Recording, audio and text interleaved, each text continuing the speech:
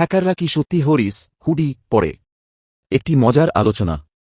আমরা সিনেমা বা টিভি শোতে হ্যাকারদের যেভাবে দেখি, বাস্তবে তাদের জীবন কি সত্যি একই রকম?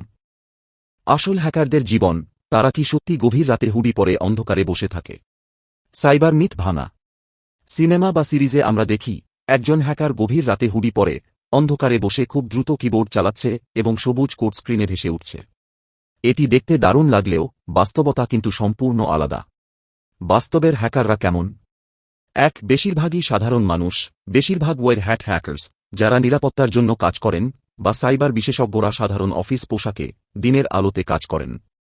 2. টিমওয়ার্ক। হ্যাকিং বা সিকিউরিটি টেস্টিং সাধারণত একা কাজ নয়। এটি একটি টিমওয়ার্ক, যেখানে তারা একটি টিমের অংশ হিসেবে কাজ করে। 3. কোডিং নয়, বিশ্লেষণ। বেশিরভাগ সময় তারা দ্রুত টাইপ করে না, বরং অনেক সময় ধরে ডাটা বিশ্লেষণ, ডাটা অ্যানালাইসিস এবং সমস্যা সমাধানের জন্য চিন্তা করে। আপনি কি সিনেমা দেখে ভাবতেন হ্যাকারদের জীবন এমন হয়? আপনার সবচেয়ে পছন্দের হ্যাকিং মুভি কোনটি? কমেন্টে জানান।